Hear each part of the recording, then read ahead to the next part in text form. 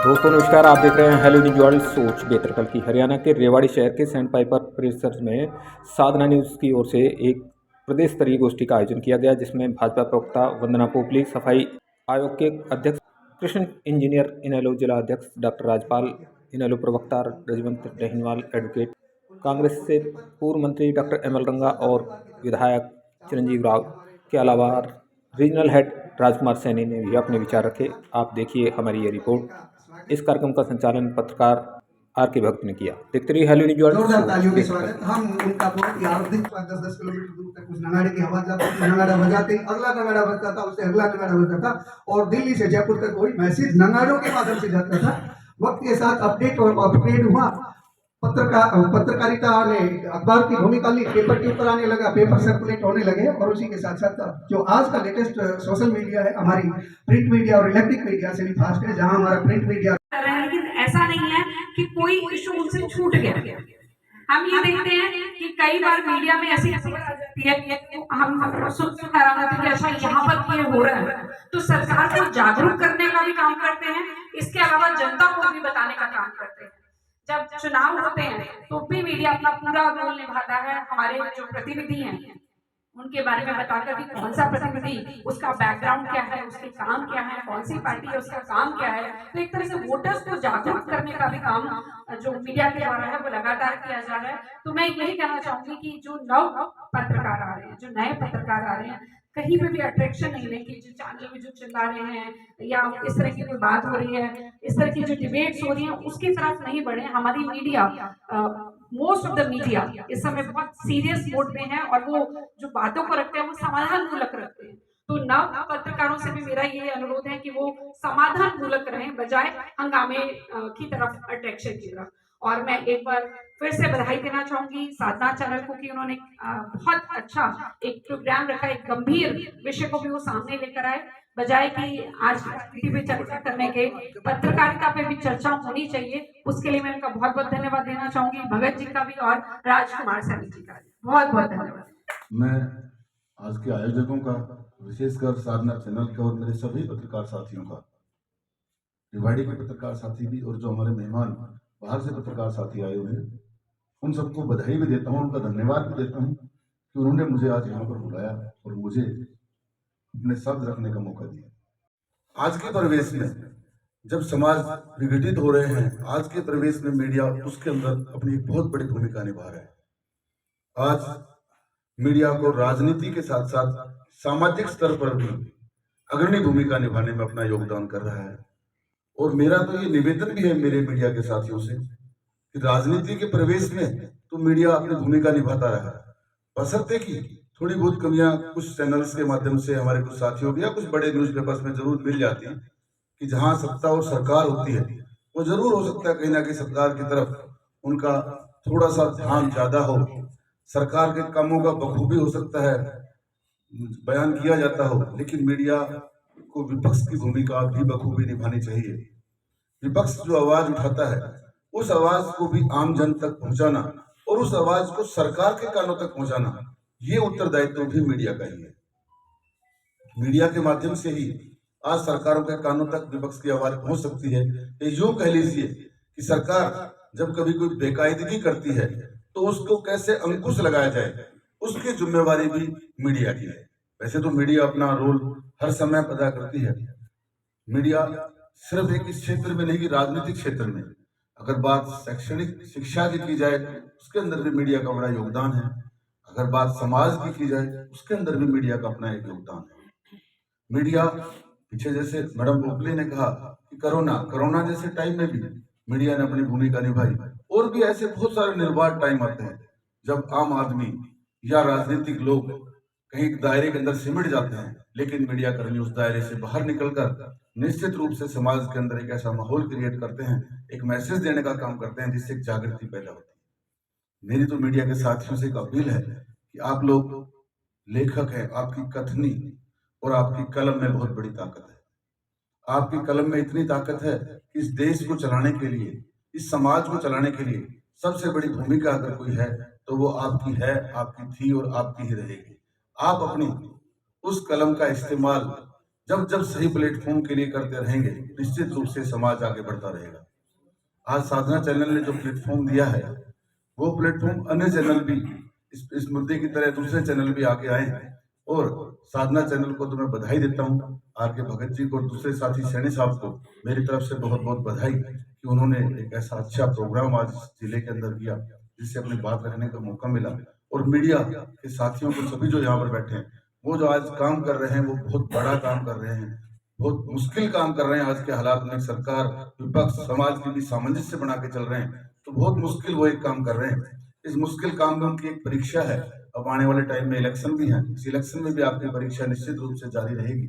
आप लोगों को बहुत बधाई, आप ये महत्वपूर्ण काम कर रहे हैं और इस काम को सतत आप आगे और अच्छे से करें, ऐसी मेरी प्रभु से प्रार्थना और आपसे निवेदन।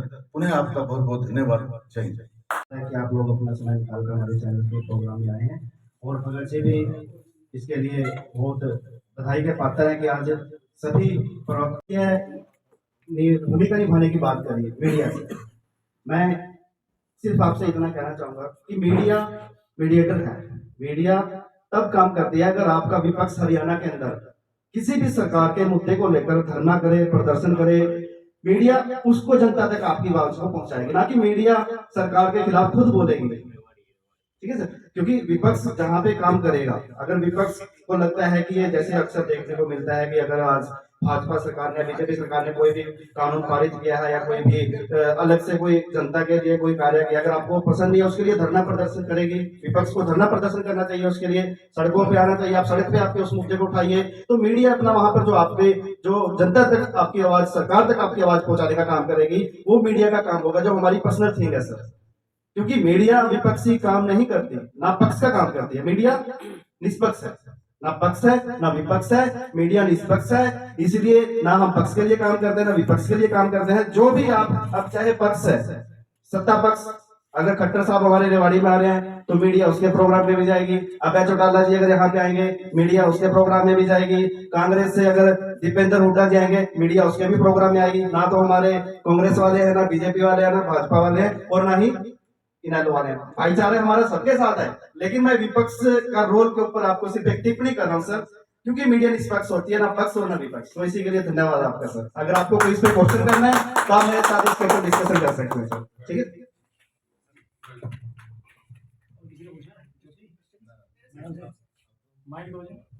देखो सर, आज हम ना एक परिचय दे देते और मैं पलवल से ज्योति खंडेलवाल साधना न्यूज़ के लिए रिपोर्टिंग कर रही हूँ। मैडम, आज आप इतने अच्छे पद पे हैं, सत्ता में हैं, और न जाने कितनी ऐसी महिलाएं हैं, कितनी ऐसी बच्चियां हैं जो आज मीडिया में काम कर रही हैं, बहुत जूझ रही हैं, ईमानदारी से काम कर रही हैं, अपनी आवाज़ उठा रही हैं। लेकिन आपका इस विचार इसमें क्या है कि कहीं ना कहीं ऐसा नहीं है कि महिलाओं को दबाया जाता है, उनकी आवाज़ जब वो उठाती हैं उन्हें डराया जाता है, उन्हें धमकाया जाता है, तो उनका मनोबल बढ़े, तो शब्द आप उनके लिए कह दीजिए प्लीज। ज्योति, सबसे पहले मैं कहना चाहूंगी कि बड़ा अच्छा लगता है जब महिला पत्रकार दिखती हैं और प्रश्न पूछती हैं, और बड़ा अच्छा प्रश्न आपने पूछा। मैं ये मानती हूँ कि महिला के लिए घर के अंदर से ही लड़ाई शुरू हो जाती है अपने अस्तित्व के लिए, और जब आप बाहर आते हो तो आप ये मानकर चलिए कि आपको बहुत सारे एरिया में लड़ना पड़ता है। कई बार तो ये भी नहीं मान पाते कि वुमेन की सुप्रीमेसी हो सकती है। जहां तक सप्रेशन की बात है, अल्टीमेटली हमारी लड़ाई है, हमें लड़ना है। और सप्रेशन जो है वो अगर किसी तरह का है तो ये मान के चलिए वो मेल फीमेल दोनों के लिए होता है। लेकिन फीमेल अगर आगे बढ़ती है, लीडरशिप करती हुई दिखाई देती है, तो कहीं ना कहीं, माफ करिए सभी भाई हैं, पर मेल ईगो को कहीं ना कहीं चोट पे पहुंचती है। हो सकता है कि सभी के उसमें नहीं हो, लेकिन बहुत सारे एरिया में ऐसे होता है। वो अपनी लड़ाई है। जब हम घर से बाहर निकले थे तो ये सोच के निकले थे कि ये लड़ाई तो हमें लड़नी ही है, लेकिन अगर कुछ गलत हो रहा है तो उसके लिए आवाज जरूर उठानी चाहिए। उसके लिए मैं हमेशा खड़ी मिलूंगी। और मेरी सरकार ने आई एम वेरी प्राउड कि महिलाओं के लिए इतने सारे काम किए हैं। गिनाने बैठूंगी तो बहुत लंबी लाइन हो जाएगी, लेकिन पत्रकारों में भी उन्होंने बहुत सारे काम किए हैं। तो सशक्तिकरण जो है वो वहीं से शुरू होता है जहाँ पर महिला खड़ी हो जाती है। उसके लिए हमें किसी मेल की जरूरत नहीं है। आपने देखा होगा कि जब महिलाओं के लिए भी कोई डिबेट होती है तो वहां पर भी सिर्फ महिलाओं को बिठाया जाता है, पुरुषों से नहीं पूछा जाता कि महिला सशक्तिकरण कैसे होगा। लिए लड़ाई हमारी ही है। हाँ कुछ गलत है तो उसके लिए जरूर आवाज उठाएं, उसके लिए मैं आपके साथ हूं। आपका जो मेरी बात आपसे है, आपने जो बात रखी कि मतलब विपक्ष अपनी भूमिका उठाए, मैं ये तो नहीं कह रहा कि मीडिया के सभी साथी ऐसा नहीं करते, किसी पर्टिकुलर चैनल के लिए तो ऐसा नहीं कहा जो आपका सवाल था। विपक्ष की अगर कोई भूमिका में सिर्फ हरियाणा की बात करूं, इंडियन नेशनल लोकदल हरियाणा में, तो मैं हरियाणा की ही बात करूं। अगर मैं हरियाणा की बात करूं, विपक्ष की अगर कोई भूमिका किसी पार्टी ने निभाई है तो वो एकमात्र इंडियन नेशनल लोकदल विधानसभा के पटल पर निभा रही है। और जब जब कहीं कोई बात होती है समाज के अंदर या राजनीति के अंदर, तो विपक्ष की भूमिका जिले वाइज भी हम निभाने का काम करते हैं। और ऐसा नहीं कि आप हमें सपोर्ट नहीं कर रहे। रेवाड़ी का मीडिया की, तो विशेषकर मैं रेवाड़ी की मीडिया की बात करूं, मुझे दूसरे जिलों का नहीं पता।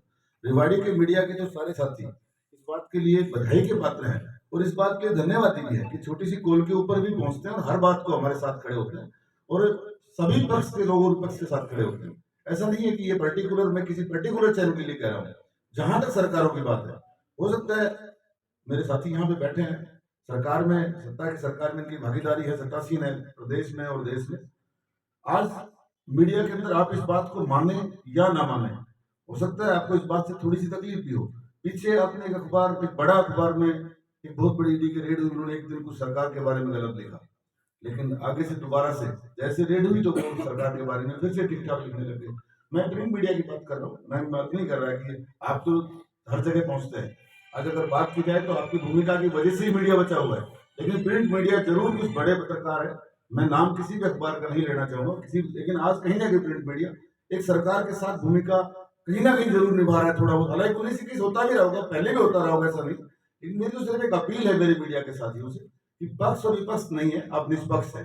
तो आप निष्पक्ष होकर अपने कथनी को और अपने कलम को रखें, उससे देश के विकास में और मजबूती मिलेगी और आवाज सरकार तक और समाज तक पहुंचेगी।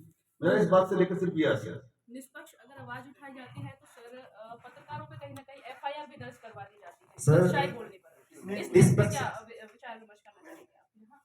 पत्रकारों को तो अभिव्यक्ति है, उनको अभिव्यक्ति है, लेकिन अगर ऐसी कोई सरकार या सरकार का कोई साथी या किसी विपक्ष का भी कोई अगर ऐसा कर रहा है तो डेफिनेटली गलत हो रहा है। ऐसा बिल्कुल नहीं होना चाहिए। सर, डॉक्टर साहब जी का भावार्थ है कि मीडिया अपना काम करता है। आप एक ऐसे डिस्ट्रिक्ट प्रेसिडेंट हैं आईएनएलडी पार्टी के, मैम प्रदेश प्रवक्ता है, आपके साथ में प्रदेश प्रवक्ता है। आपकी पार्टी ने ड्यूटी लगा दी कि आपने टीवी चैनल पर डिबेट करना है, ये इनकी पर्टिकुलर ड्यूटी होगी। आपकी पर्टिकुलर ड्यूटी होगी कि आपने डिस्ट्रिक्ट वाइज अपने ऑर्गेनाइज करना अपने पार्टी को।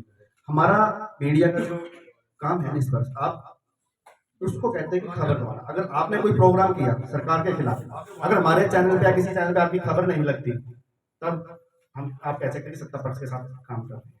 बस इतना सा मेरा कहना है कि आपका हासिल ठीक है, मैं पर्टिकुलर नहीं कह रहा हूं। मैं कह रहा हूं ऐसा होता है, मैंने अखबारों में विशेष कर देखा है, अगर कोई पक्ष की खबर होती है तो शायद आधी पेज की खबर होती है। इफ यू डोंट माइंड, अगर कोई विपक्ष की पेज होती है शायद उसका एक कॉलम। रही बात जो आप कर रहे थे, जो कोई आज डर की भूमिका मीडिया कहीं ना कहीं है, तो वो गलत है, वो नहीं होना चाहिए। आपको आजादी है, मीडिया जब स्वतंत्र रहेगा तो ही मीडिया अपनी सही भूमिका निभा पाएगा। अगर ऐसा कोई पक्ष या विपक्ष, कोई भी अगर ऐसा कोई नेता या किसी राजनीति की वजह से आपके साथ ऐसा होता प्रतीत होता है, ऐसा किया जाता है कि आपको डराने का काम किया जाता है या कहीं एफआईआर कराई जाती है, तो वो बिल्कुल गलत है। हम तो इसकी निंदा करते हैं, ये किसी के द्वारा भी नहीं किया जाना चाहिए। सरकार को आपको पूर्ण स्वतंत्रता देनी चाहिए और आपको सुरक्षा भी प्रदान करनी चाहिए ऐसे। ये सभी फिर उसके बाद सवाल, क्योंकि पता होना चाहिए कि कौन सा पत्रकार कौन से जिले का है। रेवाड़ी के अलावा आप नहीं जानते लोगों को, ऐसे तो कैसे पता लगेगा कि कौन राजकुमार है, कौन सुधीर जी है, कौन अम्बाला से, कौन पानीपत, ऐसे तो नहीं पता लगेगा। अपना इंट्रोडक्शन अच्छा था ताकि प्रेजेंटेशन भी अच्छी हो पाए, ठीक है। तो और बहुत अच्छा है। बाकी कुछ बातें ऐसी हैं जो मेरे मन में भी है, मैं जरूर थोड़ा सा आपसे ही बात करूंगा, आपसे भी करूंगा। तो सबसे पहले तो एक एक करके ना अपना इंट्रोडक्शन जरूर दे सकते हैं। अभी कोई दूसरे का अगर पीड़ित होता है, पत्रकार साथी उसकी आवाज उठाते हैं, और जब पत्रकार का उत्पीड़न होता है, सरकार चाहे कोई सी भी हो। मैडम ने एक बात सच्चाई कही, चाहे इनको कल गलत पड़ जाए पार्टी के उसको, कि 47 से पहले बैन लगाया जाता था, उस वक्त आजाद होने की जरूरत थी।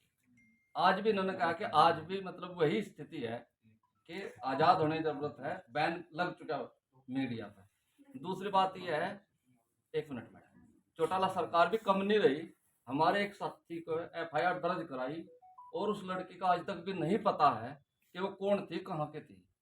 सुमन मंजरी एसपी थी, उसने कहा था कि आप मेरे मुंह बोल रहे भाई हैं, आप ऑफिस आ जाओ, लेकिन चौटाला के इशारे पर मैंने आपसे ये नहीं कहा कि किसी सरकारों का योगदान कम या ज्यादा रहा। हाँ। मैंने कहा कोई भी सरकार हो, मैंने कहा पहले भी सरकारों ने किया होगा, आज की सरकार भी कर रही है, ऐसा नहीं करना चाहिए। मैंने ये तो पक्ष नहीं रखा कि पुनरावर्ती सरकारों ने पत्रकारों के साथ बिल्कुल ऐसा व्यवहार रहा और आज की सरकार गलत कर रही है, लेकिन कहीं ना कहीं जब चीजों को सुधार तो करना बहुत जरूरी है समय के साथ साथ।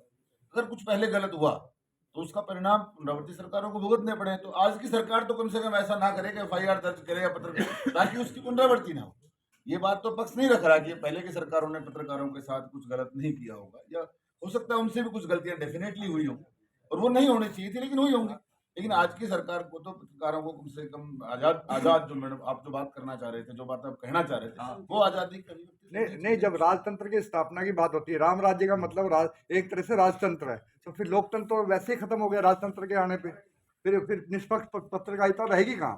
जो सच्चाई को सामने लाना, ना कि एक तो उसकी जानकारी मुझे नहीं है, लेकिन मैंने देखा है कि मीडिया बहुत अच्छे से हमारे को भी खींचती है, बहुत अच्छे से कांग्रेस को भी खींचती है, NLD को भी खींचती है। खींचने का मतलब यहाँ पर है कि जो बुराइयां हैं वो भी बताते हैं, जो अच्छाइयां हैं वो तो कम ही बताते हैं, बुराइयां ज्यादा बताते हैं। काम भी यही है कि आपको बताना है कि कहाँ पर गलत हो रहा है। तो उसके लिए हमने कभी कोई क्वेश्चन नहीं उठाया, ना कभी उठाएंगे। आपका स्वागत है, आप जरूर हमें बताइए हमें किस दिशा में काम करना चाहिए। मैम, आप जब आप ये कह रहे हैं कि इस तरीके की कोई भी चीजें नहीं हो रही है इस पार्टी में, जो भी विरोध कर रहा है, आप ये बताइए जिनके ऊपर आरोप लगते हैं, जिन भी नेताओं पे आरोप लगे, भ्रष्टाचार के आरोप लगे, वो बीजेपी में जाके कैसे घुस जाते हैं? अच्छा प्रश्न है। क्या है कि बार बार कही जाती है, एक तो भ्रष्टाचार को लेकर कहा जाता है कि बीजेपी में चले जाते हैं, तो भूल कैसे जाती है। मैं 2 एग्जाम्पल बताऊंगी। सबसे पहले आप मेरी पार्टी का कोई भी, अगर आप किसी नेता का प्रश्न उठाना चाहते हैं कि कोई ऐसा, अगर दूसरी बात, भूपेंद्र सिंह हुड्डा जी के ऊपर केस चल रहा है, तकरीबन 10 साल से ज्यादा हो गए। देखिए, न्यायपालिका का अपना तरीका है, एजेंसीज का अपना तरीका है, टाइम ले रही है। किसी का भी व्यक्ति का केस क्लियर मेरी पार्टी ने नहीं किया है, ये आप इस चीज को समझिए। अगर कोई हमारे बीच में इंजीनियर केशव कुमार जी, सफाई आयोग के चेयरमैन पहुंच चुके जी, हार्दिक स्वागत करते हैं, सभी तालियां बजा के चेयरमैन साहब का स्वागत। तो मैं आपके प्रश्न का जवाब दे रही थी, किसी का भी केस वाइंड अप नहीं हुआ है, और जो एजेंसीज हैं वो अपने तरीके से काम कर रही हैं। कई बार ये कह दिया जाता है कि क्यों भारतीय जनता क्यों नहीं है, ये भी कह दिया जाता है। मैं आपको बताना चाहूंगी, विधानसभा में कांग्रेस के जितने भी वहां पर MLAs थे, उनमें से किरण चौधरी जी और भूपेंद्र सिंह हुड्डा, 2 लोगों ने खड़े होकर बोला कि मुख्यमंत्री जी आप तो ईमानदार हैं। मुख्यमंत्री को कहा होगा कि आप ईमानदार हैं।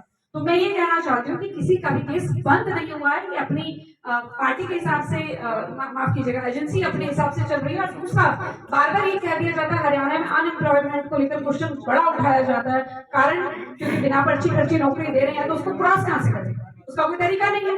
अपने टाइम में बिना पर्ची खर्ची की नौकरियां दी थी, कैसे क्रॉस करें? तो ये बोल दिया जाता है जी बेरोजगारी है, 33% है। 1/3 हरियाणा की पॉपुलेशन अनएम्प्लॉयड। लेकिन समाज में हर तरीके की कठिनाइयां भी देखता है, दुख हो सुख हो। बड़े लोगों की अगर कोई बात सामने आ जाती है तो उसको उजागर करता है, लेकिन उजागर करने के बाद उसके साथ वो हादसा हो जाता है, या तो वो कोई बड़ा नेता होगा या कोई बड़ा व्यक्ति होगा, उस पत्रकार के ऊपर हमला हो जाता है, उसको नुकसान पहुंचा देता है।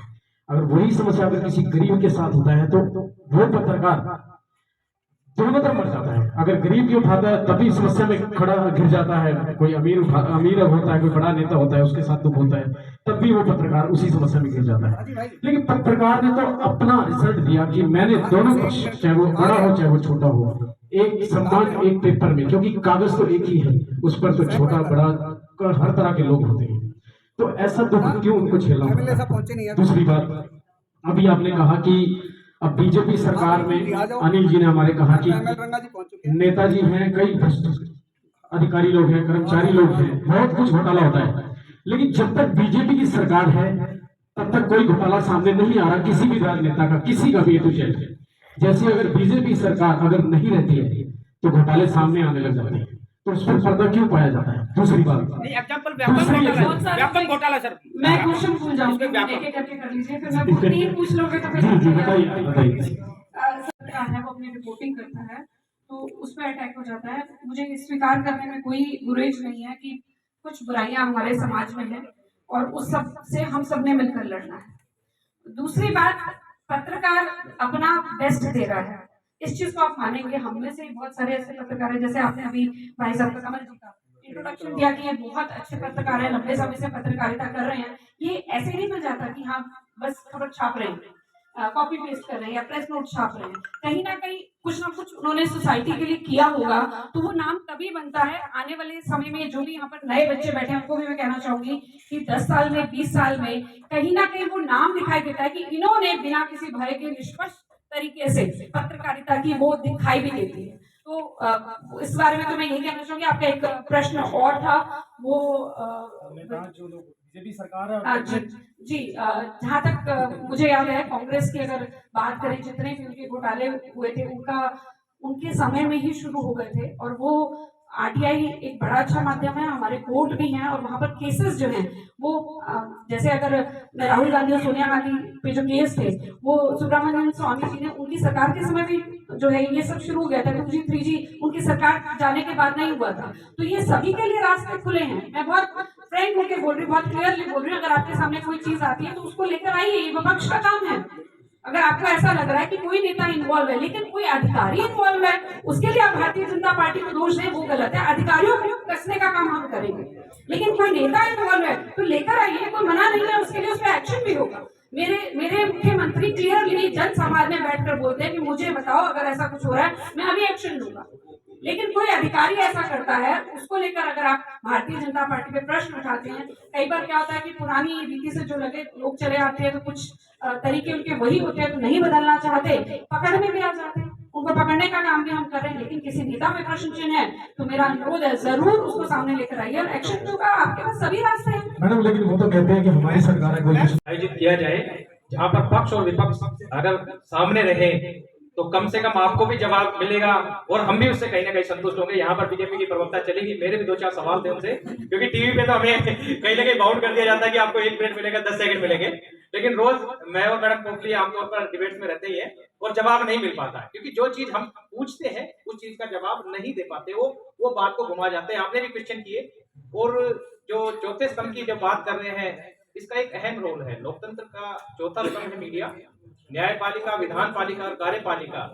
ये जो बार बार माध्यम की बात आ रही है, मीडिएटर की बात आ रही है, वो माध्यम यही है कि सरकार की जब हम योजनाओं का गुणगान करते हैं, आपसे भी मैं इस चीज के लिए बताना चाहूंगा कि आप जो कह रहे थे कि आप विपक्ष नहीं बन सकते, लेकिन अगर आप सरकार की योजनाओं के बारे में अगर जन तक उनको पहुंचाने का काम कर रहे हैं, तो ये भूमिका भी लोकतंत्र में चौथे स्तंभ के अनुसार आपकी ही है कि आप उनकी खामियां हैं उनको भी उजागर करें, जनता की जो समस्याएं हैं उनको उजागर करें, ताकि सरकार से उनका काम कराया जा सके। विपक्ष की भूमिका अगर आप कहीं विपक्ष अगर कोई आयोजन कर रहा है, कोई धरना प्रदर्शन कर रहा है, वो तो आप करते ही करते हैं, उससे हटकर आपकी एक अलग से जिम्मेदारी है। जिसके हाथ में ये माइक होता है वो किसी को भी अगर ऐसे लगा के देंगे तो उसके पास जवाब नहीं होता। ये चीज मेरे पे लगाएं और अगर यही माइक अगर मैं आपके लगाऊंगा तो जवाब आपके पास भी नहीं रहेगा। और सरकार की आज यही भूमिका है कि वो अपनी योजनाओं के बारे में बताती जरूर है, लेकिन धरातल पर अगर उन योजनाओं को लागू नहीं करते तो वो जनता के लिए एक नुकसानदायक है। जनता भी सोचती है कि हमें दिखाया कुछ जाता है और हमें जो दिखाया जाता है वो पूर्ण रूप से नहीं मिलता। जैसे अभी मैडम एक चीज बता रही थी, उनके पीछे जाने के बारे में अलग बातें चल रही थी, तो आप भी शायद इस चीज से भली भांति परिचित है कि जब राम मंदिर का फैसला आया तो बीजेपी के लोग ये चिल्ला कर कह रहे थे कि हमने मंदिर बना दिया, फैसला हमारे हक में आ गया, हमने बनवाया। राम मंदिर अब बन रहा है तो भी वो लोग ये कह रहे हैं कि राम मंदिर हमने बनवाया। अब आपसे और हमारे फिलहाल सफाई आयोग के चेयरमैन बैठे हैं, मैं इनसे पूछना चाहूंगा, मंत्रा मैडम तो गई, अब जवाब ये दे जाएंगे कि जब न्यायपालिका फैसला करती है तो बीजेपी अपना उसमें क्रेडिट क्यों लेना चाह रही है? मंदिर राम जन्मभूमि ट्रस्ट बना रही है और हमारे देश के लाखों करोड़ों लोगों की भावनाएं वहां से जुड़ी हुई है, तो बीजेपी उसका क्रेडिट क्यों लेना चाह रही है? क्या बीजेपी उसका क्रेडिट लेकर उन लोगों की भावनाओं को आहत करने का काम कर रहे हैं? मैं भी राम मंदिर से जुड़ा हुआ हूं, मैं भी राम का नाम लेता हूं, लेकिन बीजेपी जब उसका क्रेडिट लेती है तो दुख मुझे भी होता है। उसमें पर्ची मैंने भी कटवा रखी है, ये जरूरी नहीं है, लेकिन शायद बीजेपी वालों ने पर्ची नहीं कटवाई होगी, लेकिन बार बार क्रेडिट देते हैं कि बोला हमने राम मंदिर बनवा दिया। तो ये चीजें है ना, ये कुछ ना कुछ अखरती है। तो इस चीज का जवाब भी मीडिया ले सकती है, हम नहीं ले सकते इस चीज का जवाब, क्योंकि ना वो हमें इतना समय देंगे और ना ही हमारी बातों का जवाब देंगे। दूसरी बात एक आती है कि मोदी जी के बारे में कह रहे थे कि मोदी जी इतना अच्छा काम कर रहे हैं। मोदी जी 109 या 110 बार मन की बात कर चुके हैं, लेकिन कभी उन्होंने जन की बात नहीं सुनी। अपनी बात तो कह सकते हैं, ये मीडिया ही है जो मोदी जी से एक बार सवाल तो पूछ सके कि आपने 110 बार तो मन की बात कह ली, लेकिन क्या आपने एक बार भी जनता की बात सुनी? जनता की बात नहीं सुनते। रेडियो पे आते हैं, टीवी पे आते हैं, लेकिन अगर जनता के बीच में जाकर एक बार जनता से उनकी समस्या पूछे तो पता लगता है कि जनता की समस्या क्या है। यहाँ पे सब ठीक है। एक साहब ने अभी पूछा था कि बीजेपी के जो भी भ्रष्टाचारी हैं, आज कांग्रेस में है, इनलो में है, आज विपक्ष में सारे भ्रष्टाचारी बैठे हैं छोड़ के भारतीय जनता पार्टी में, लेकिन जब ये सरकार नहीं रहेगी उस दिन ये सारे लोग भ्रष्टाचारी बन जाएंगे। तो ये कहीं ना कहीं एक प्रश्न चिन्ह है उन सरकारों पर भी जो आगे आएंगी या जो चल रही है उस पर भी। विपक्ष को मजबूत लोकतंत्र तभी होता है जब विपक्ष मजबूत होता है। आज यहाँ पर साजिश यह रची जा रही है कि विपक्ष को कमजोर किया जाए, विपक्ष को खत्म किया जाए, और अगर विपक्ष नहीं होगा तो शायद आज मेरी बारी है, कल इनकी बारी है, हो सकता है आपकी बारी भी आए। ये जरूरी नहीं है कि राजनीति में जो लोग बारी उन्हीं की आती है, बारी सबकी आएगी। जो बीच में भीड़ का हिस्सा है उनकी भी बारी आएगी, जो स्टेज पे बैठे हैं उनकी भी बारी आएगी। तो इस चीज के लिए एक विशेष ध्यान है। मैं तो बार बार यही चीज कहना चाहूंगा कि मीडिया की जो भूमिका है वो अहम भूमिका है। और आज जो बार बार माध्यम की बात आती है कि जनता के लिए आज सबसे बड़ी चीज है, जनता को विश्वास था तो मीडिया पे था, अब विश्वास धीरे धीरे उठ रहा है। वो विश्वास इसलिए उठ रहा है कि जो एक प्रोपेगेंडा चला हुआ था वो प्रोपेगेंडा जनता के समझ में आ गया, मीडिया को भी समझ में आ गया, लेकिन उनकी मजबूरी होती है। मैं हर किसी को नहीं कह सकता। इलेक्ट्रॉनिक मीडिया के बड़े जो चैनल्स हैं उनके ऊपर आप भी देखते हैं कि किस प्रकार से वो सरकार का बखान करते हैं, गुणगान करते हैं, लेकिन कहीं ना कहीं हम जो यूट्यूब चैनल्स हैं वो बातें वहां पर निकल के आती हैं। एक एग्जाम्पल मैं भी आपको देता हूँ, वो कि जिस प्रकार अभी बिहार में जो सरकार का खेल खेला गया, आपने देखा होगा अगले दिन ही 11 घंटे लालू जी के वहां पर रेड पड़ गई। तो क्या ये टाइमिंग है? मैं मानता हूं जांच एजेंसियां हैं, कभी भी काम कर सकती हैं, लेकिन एक टाइमिंग देखिए। वही टाइमिंग कहीं ना कहीं सरकार को क्वेश्चन मार्क लगाता है, सरकार को कटघरे में खड़ा करने का काम करते हैं। सरकार भले ही कितना निष्पक्ष होकर काम करे, लेकिन जनता को संतुष्ट करना सरकार की जिम्मेदारी है, जवाबदेही है। आज सरकार से सवाल पूछना देश के 140 करोड़ लोगों का एक कर्तव्य, वो एक जिम्मेदारी बनती है कि सरकार उनकी जो बातें हैं उनका जवाब दे। और अगर सरकार जवाब देने से बचती है तो ये मानना चाहिए कि सरकार कहीं ना कहीं गलत कर रही है। आप सबने एक कार्यक्रम किया, भव्य आयोजन किया, और मेरे जैसे एक छोटे से कार्यकर्ता को बोलने का समय दिया, आपका बहुत बहुत धन्यवाद। जोरदार तालियों के साथ डॉक्टर एमएल रंगा जी का हार्दिक स्वागत। बुका देकर साधना परिवार की तरफ से उनको। वैसे मैं तो लोकल हूँ, लेकिन अतिथि का स्वागत आप बाहर से आए, मैं आपका स्वागत करता हूँ। डॉक्टर एमएल और धन्यवाद जी है, राजपाल जी है, और आप सब साथी, छोटे बड़े बहन भाई। मैं सफाई कर्मचारी अध्यक्ष के नाते आपके बीच में हूँ, क्योंकि हमारी जो बहन थी वंदना पोपली को हमारे क्वेश्चन थे, जो मेरी तबीयत खराब थी तो मैंने भगत साहब को बोला कि मैं एक बार आऊँगा जरूर, क्योंकि मेरा एक इंडिविजुअल सा काम रहता है।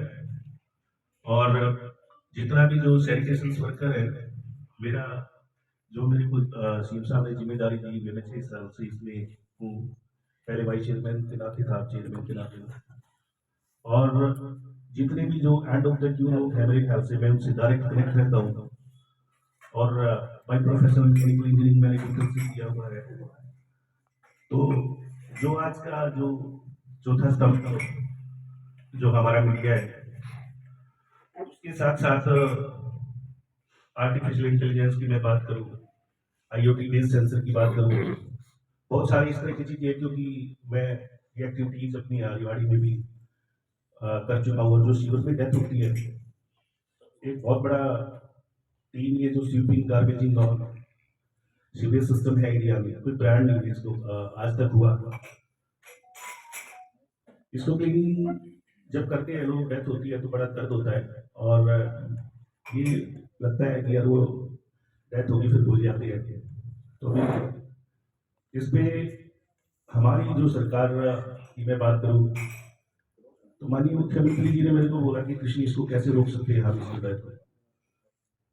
तो मैंने एक पायलट प्रोजेक्ट किया रेवाड़ी में, IoT बेस्ड सेंसर लगवाए यहाँ पे, 10-15 सेंसर यहाँ से शुरुआत करी। और आपका चंडीगढ़ में बैठ के आपके रेवाड़ी का जो सीवेज सिस्टम है उसका आपको वहाँ पे मैसेज आता रहता है कि ये सीवेज सिस्टम आपका ओवरफ्लो होने वाला है, प्लीज इमीडिएट डिसइंफेक्ट। इस तरह की चीजें हैं, क्योंकि जो जिसका जो दायित्व है उसको वो निभाना चाहिए। और मैं मानता हूँ कि हमारे यहाँ एक जो दायित्व दिया जाता है उस पर विशेषकर ध्यान रखने की कोशिश की जाती है कि उस पर हम कितना काम करें। और ये परवाना करते हुए जो कॉमन मैन, मेरी वाड़ी में मुझे 12 साल हो गए हैं, तो मैं बहुत ज़्यादा कंट्रोवर्सी में भी निपटने की कोशिश करता। मैं काम से काम रखता हूँ अपना, और एक्सपेंड होती है तो हमें पूरी तरह से एक पॉजिटिव माइंड सेटअप करके रहना चाहिए। और जो कि जैसे अब यहाँ पे हम बैठे हुए हैं तो कुछ साथी तो ऐसे हैं जैसे मैं जिनको जानता नहीं हूँ, और जैसे अभी मिलके अच्छा लग रहा है कि हम एक जो चौथे स्तंभ की जो सोशल मीडिया इस टाइम जो एक इलेक्ट्रॉनिक मीडिया, एक डिजिटल जो डिजिटलाइजेशन जो इंडिया में जो चल रहा है, सोशल मीडिया एक अपने आप में बहुत बड़ा एक टूल अपने आप में उभरा। और सोशल मीडिया जैसे अभी वंदना पोखली जी से भाई साहब पूछ रहे थे कि सरकार अगर अच्छे काम नहीं कर रही है तो हमें सरकार को दिखाना चाहिए सोशल मीडिया अपने आप में है। अगर सरकार ठीक काम कर रही है तो वो भी हमें दिखाना चाहिए, क्योंकि जब अच्छी पॉलिसी जब बनती है तो उसका एक मैसेज आता है पूरी सोसाइटी में कि जो लोग है उसका वो स्कीम्स या उसकी जो पॉलिसी है वो कितना उसका सोसाइटी में बेनिफिट होगा। ये जो हेड ऑफ द डिपार्टमेंट है, जैसे मैं अपने मुख्यमंत्री जी को कहूँ, उनके दिमाग में चीज आती है कि समाज में हम क्या दे सकते हैं। अगर वो अच्छी चीज सोचते हैं तो अच्छा मैसेज आता है, और जो उस तरह से उस तरीके से वो देखते हैं कि भाई नहीं भी ये हमने पॉलिसी ला दी लेकिन इसका एग्जीक्यूशन, इसका इम्प्लीमेंटेशन वो ठीक से नहीं हुआ, तो मैं ये समझता हूँ कि उसमें कहीं ना कहीं अपना जो एक ऑर्गेनाइजेशन स्ट्रक्चर है, जितने भी आप उसमें डिपार्टमेंट के ऑफिसर्स और बहुत सारे जितने भी टोटल किसी भी डिपार्टमेंट की पॉलिसी है तो नीचे तक जब आती है चीजें तो उसमें बहुत सारे लोग इन्वॉल्व हो जाते हैं। तो ये जो चीज आभार प्रकट जी चेयरमैन साहब अपना विचार रख रहे थे जी। तो अभी जैसे आपने क्वेश्चन किया, चिरंजीव राव जी वर्तमान विधायक है जो कांग्रेस पार्टी से हैं। जैसे अभी भाई साहब ने पूछा वैसे कि जो इसका जो जनरेशन है उस पे हमारा ये हरियाणा के अंदर जनरेशन नहीं है। मैं इस पे 48 विजिट मैंने हरियाणा में किए हैं, और मैं खासकर इस पे ये देखता हूँ कि आ कहाँ से रहे हैं। अभी शेरवाड़ी में भी पहले यहाँ पे काफ़ी सारे इसके चलान हुए, बंडल के बंडल यहाँ पे पकड़े गए वो इसकी पॉलिथीन के। तो वो जो इस तरह की जो अब हमारा बिल्कुल क्लियर कट ये रहता है मैसेज की भाई ईओ को मैं बोलता हूँ, डीएमसी को बोलता हूँ कि चेयरमैन साहब कुछ साथियों का कहना है कि विकसित भारत यात्रा जो चल रही है तो इनका कहना है कि शिक्षित भारत विकसित भारत, शिक्षित होगा तो भारत निश्चित तौर पर विकसित होगा। तो इस क्षेत्र के हुए साथ न्यूज परिवार ने आज ये प्रोग्राम रखा कि रोल ऑफ फोर्थ गुरु भारत बन जाएगा। मैं ये समझता हूँ कि जैसे रिवाड़ी है, पहले हमारा जो इतना भी इंफ्रास्ट्रक्चर और ये जो डेवलप हुआ है, क्योंकि मैं जब सोनीपत में रहता था तो हम इसको रूरल बैकग्राउंड का डिस्ट्रिक्ट मानते थे। जैसे मुरथल में जब मैंने एडमिशन लिया तो हम ये सोचते थे कि यार अपना महेंद्रगढ़ और ये जो रिवाड़ी और इसका नारनौल का जो एरिया है, तो अब तो मुझे नहीं लगता कि भाई इस तरह का जो कोई यहाँ पे दिक्कत है, क्योंकि मैक्सिमम बच्चे हैं जो यहाँ IITs में, NITs में, और जितने भी बच्चे, मैं समझता हूँ कि रिवाड़ी में जितने बच्चे बाहर निकल रहे हैं उतने मुझे लगता है कि कोई और डिस्ट्रिक्ट में पंचकुला के बाद रिवाड़ी एक अच्छे मुकाम पे है। तो अब मतलब जैसे आपने पूछा कि भाई शिक्षित भारत तो मुझे लगता है कि रेवाड़ी का तो जो एजुकेशन स्टैंडर्ड है वो ज़्यादा बेटर है। शहर की सीवरेज व्यवस्था ठीक की है और काफी टेक्नोलॉजी लाई है, लेकिन सभी को पता है, यहाँ जितने बैठे हैं विपक्ष में भी है, हमारे कांग्रेस के विधायक भी हैं, रंगा साहब भी हैं, सभी को पता है कि सीवरेज व्यवस्था ध्वस्त है, यहाँ सरकार फेलियर है सर। तो क्या आपने सीएम साहब को ऐसा कुछ नहीं बताया या कोई एडवाइस नहीं दी कि सीवरेज व्यवस्था को अच्छे ढंग से किया जाए, क्योंकि मैं झज्जर से आता हूँ, मेरा नाम राकेश है जी, वहाँ सुपर शक्कर मशीन और पता नहीं तमाम काम झाम और करीब 40 करोड़ से ज्यादा का बजट लगाया, लेकिन वो मामला अभी ध्वस्त है सर वहाँ। ऐसा ही मैंने अभी शहर में आया हूँ रेवाड़ी में, मैं आते हुए देख रहा था कि सिंगल यूज प्लास्टिक पड़ा है, पशु मुंह मार रहे हैं, व्यवस्था खराब है सर। और ग्रामीण सफाई कर्मचारी, आपने बात तो की है शहरी, लेकिन ग्रामीण सफाई कर्मचारियों के पास ना तो रेडी है, ना रिक्शा है और ना ही औजार है। दूसरा सर, वहाँ पर कर्मचारियों की भी संख्या कम। क्या आप मानते नहीं कि सरकार यहाँ फेल है सफाई व्यवस्था को लेकर चलाया था, उसका भी कोई खास फायदा मेरे को नहीं लगता कि हुआ है। सूखा हमारा जो विषय है वो role of fourth pillar in democracy, आपका क्वेश्चन सही है, लेकिन अगली जो डिबेट होगी उसमें मंत्री महोदय होंगे जो इससे समाज इस विभाग मैं एक बदजीत क्वेश्चन का आंसर देता हूँ। ग्रामीण सफाई कर्मचारी, जब हमारा अपने दोनों कांग्रेस से विधायक जी बैठे हैं और मंत्री जी बैठे हैं, हुड्डा साहब ने उनको 3100 रुपये में लगाया था, और वो ग्रामीण सफाई कर्मचारी ऑनरी बेस अभी है, उनको मानदेय मिल रहा है। जब से मैं वाइस चेयरमैन आया 2018 में मार्च में, उसके बाद मैंने उनका ESI EPF और जो एक से, जैसे आप ESI EPF का मतलब है कि आप गवर्नमेंट में रजिस्टर्ड हो गए हो, तो उसका जो पॉलिसी जो बनी है, अब उनका जो ग्रामीण सफाई कर्मचारियों का जो लेवल था, अभी रिसेंटली 28 तारीख को 2000 रुपये जो आपने रेडी की बात करी, मुख्यमंत्री जी ने 28 अक्टूबर को पंचकुला में 2000 इक्विपमेंट्स के अलग से दिए उनको, और 1000 रुपये जो उनको साबुन और तेल जैसे शहरी को मिलता था वैसे ही उनको कराया, और 1000 रुपये की सैलरी अभी बढ़ी है। तो 15 चेयरमैन साहब का हम बहुत बहुत आभार प्रकट करते हैं, उन्होंने सभी क्वेश्चनों का निर्भीकता पूर्वक जवाब दिया, और जिस तरह से सरकार की जो पॉलिसीज है उन्होंने अपनी रखी। सरकार से सभी संतुष्ट नहीं हो सकते, चाहे वो सरकार चौटाला रहा हो, चाहे कांग्रेस रहा हो, चाहे आज बीजेपी है। एक क्वेश्चन हमारे जो पानीपत से, मैं सबसे पहले एक निवेदन चाहूंगा कि अब हमारे चेयरमैन साहब बैठे हैं डॉक्टर रंगा। कई बार हम सच तो ये कि हमें किसी दबाव में काम नहीं करना चाहिए, और जहां तक अभी मेरे से पहले कई बात कह रहे थे, कोई दबाव आता है, धमकियां मिलती है। देखिए, आप तो समाज का समस्याओं का मुद्दा उठाते हैं, एक गांव की समस्या उठाने वाले गांव वाले पे लठमार देते हैं, उसमें लड़ाई कर देते हैं। तो आप तो पूरे समाज की, पूरे प्रदेश की बात को उठा रहे हैं। तो सबसे पहले तो आप में जो निर्भीकता है, आपकी कलम में वो शाही हो जिसमें निर्भीकता की आवाज हो। ये एक मुख्य रूप से एक हमारे समाचार पत्र लिखने वाले का ये होना चाहिए। दूसरा, हम कई बार जब स्कूल की बात हम 10वीं में पढ़ते थे, तो अंग्रेजी की कापी लिखते लिखते कई बार स्पेलिंग गलत हो जाती, तो एक हमारे मन में भाव बैठा दिया जाता था।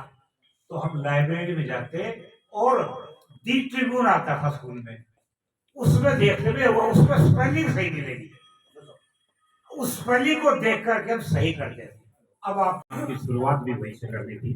तो आज हम सभी महात्मा गांधी जी के चरणों में नमन करते हैं, और मैं चाहूंगा पूरा देश आज 2 मिनट का मौन रख रहा है, तो कार्यक्रम बीच में से 2 मिनट का मौन करके फिर मैं विधायक जी से निवेदन करूंगा कि वो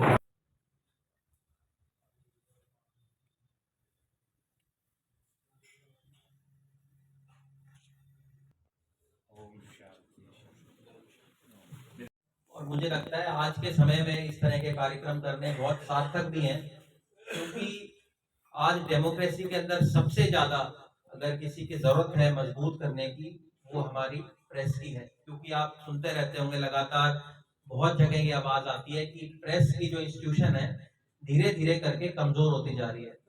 उसका एक बहुत बड़ा कारण ये है कि सोशल मीडिया जिस तरह से बढ़ रहा है, जैसा कि डॉक्टर साहब ने बताया कि कितनी ज्यादा आजकल फेक न्यूज आप देखते हैं सोशल मीडिया के ऊपर फैलाई जाती है, उससे देश की बहुत सारी इंस्टीट्यूशंस हैं जिनको नुकसान होता है।